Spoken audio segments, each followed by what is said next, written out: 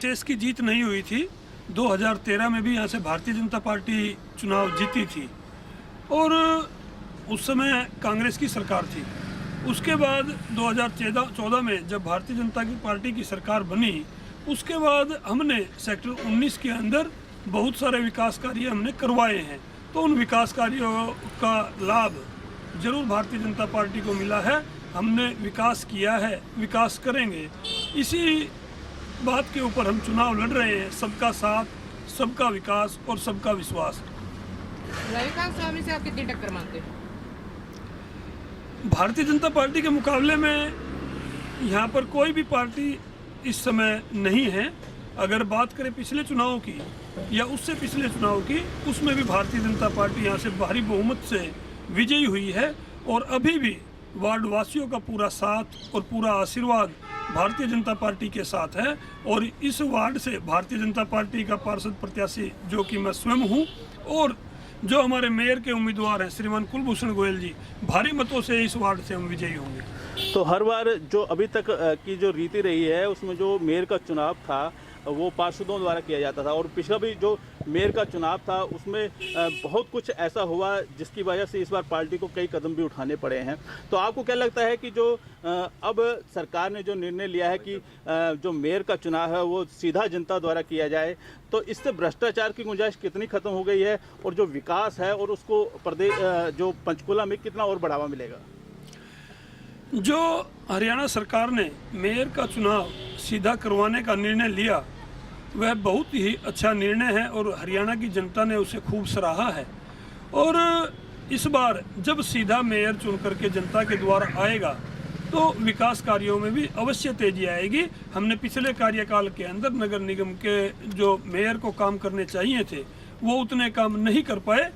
वो तो हमारी जब सरकार आई तो हमारे विधायक माननीय ज्ञानचंद गुप्ता जी ने जो काम यहाँ पंचकुला में किए हैं उस विकास के ऊपर भारतीय जनता पार्टी ने अभी 2019 के अंदर भी लोकसभा और विधानसभा चुनाव में अच्छी बढ़त पंचकुला में बनाई थी और इस चुनाव के अंदर भी हमारे सभी वार्डों से प्रत्याशी विकास के दम पर जीत करके आएंगे। हरेंद्र मल्ली जी, आपका पार्टी में बहुत अच्छा स्थान है, बहुत वरिष्ठ स्थान है और जब जैसे कि बाकी वार्डों में प्रत्याशियों को उम्मीद थी कि हरेंद्र मल्ली जी हमारे प्रचार को आएंगे, हमारे लिए पूरा जोर लगाएंगे, हमारे लिए वोटें मांगेंगे, परंतु आपको खुद टिकट दी, पार्टी ने खुद चुनाव मैदान में उतार दिया।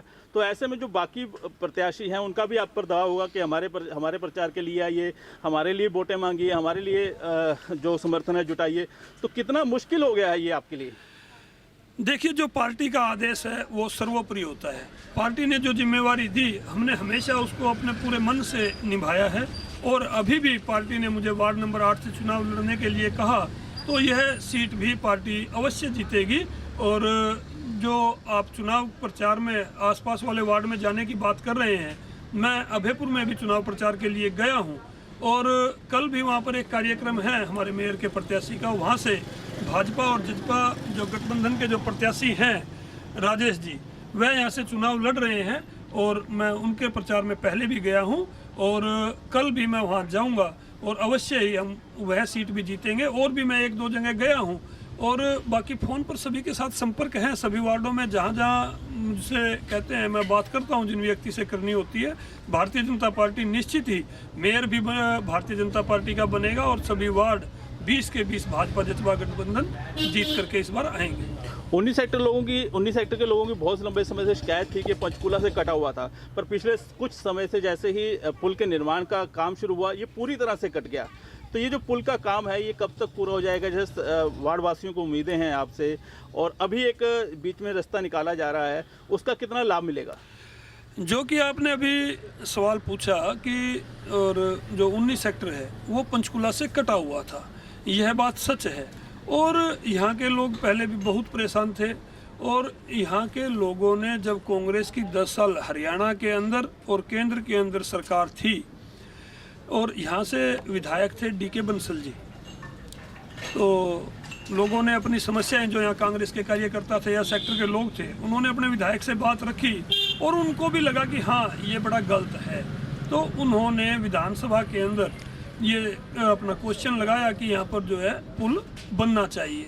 उस समय के जो पीडब्ल्यूडी के मंत्री थे श्रीमान रणदीप सुरजेवाला जी, जो कांग्रेस में बहुत अच्छा कद रखते हैं, राष्ट्रीय प्रवक्ता हैं, उन्होंने उस चीज़ को सिरे से नकार दिया और उन्होंने कहा कि यहाँ इसकी फिजिबिलिटी नहीं है।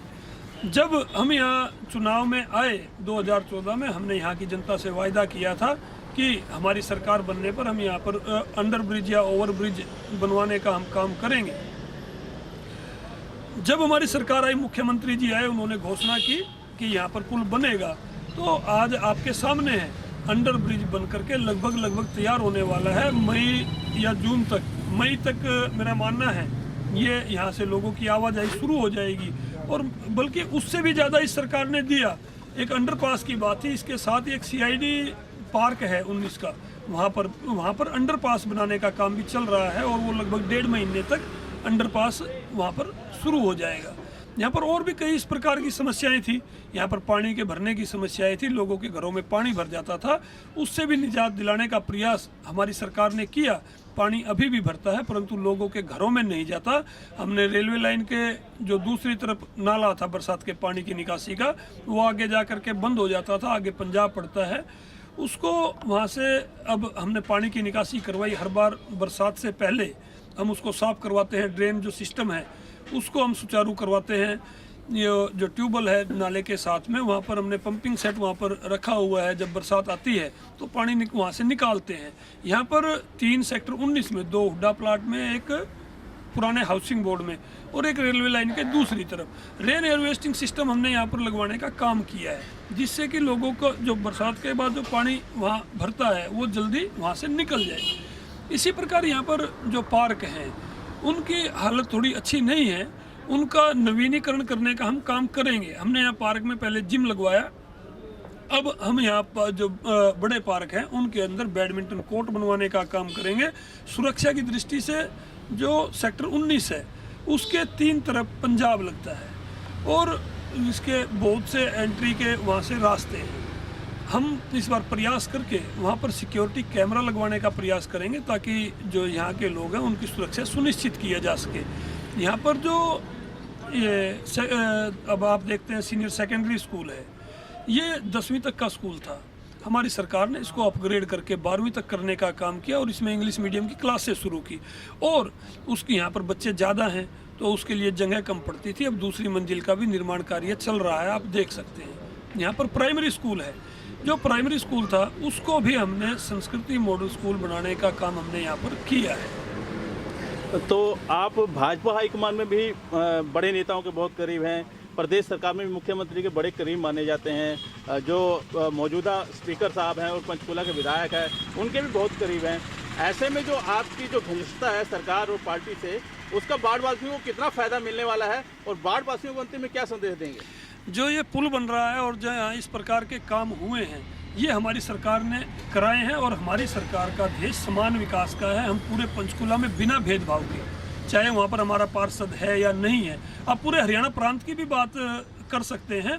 मुख्यमंत्री जी ने किस प्रकार से जहाँ पर हमारे विधायक नहीं थे वहाँ पर भी पूरा विकास करने में कोई कसर नहीं छोड़ी है। और जो है सेक्टर 19 को हम जो बेहतर सुविधाएं हैं, चाहे हम बात करें यहाँ पर इंटरनेट की जो सुविधा है, यहाँ पर जो है उसका फाइबर ऑप्टिकल हम डलवाने का काम यहाँ पर करेंगे। इसी प्रकार जो साइकिल शेयरिंग का जो प्रोजेक्ट है पूरे पंचकुला के अंदर वो है, परंतु यहाँ 19 के अंदर की ये पुल बन रहा था, कनेक्टिविटी इसकी नहीं है, लोगों को परेशानी है, परंतु लोगों की परेशानी बड़ी जल्दी यहाँ से दूर हो जाएगी और हम यहाँ पर साइकिल शेयरिंग के लिए भी उसका एक सेट बनवाएंगे। इस प्रकार मतलब कोई भी कसर हम यहाँ के निवासियों के लिए छोड़ेंगे नहीं। पहले भी पूरा प्रयास है, आगे भी पूरा प्रयास इसके लिए करते रहेंगे। तो 20 में से कितनी सीटों की उम्मीदें हैं पार्टी को? हमें तो 20 में से 20 की उम्मीद है। सभी सीटें हमारे प्रत्याशी जीत करके यहाँ पर आएंगे। धन्यवाद। धन्यवाद।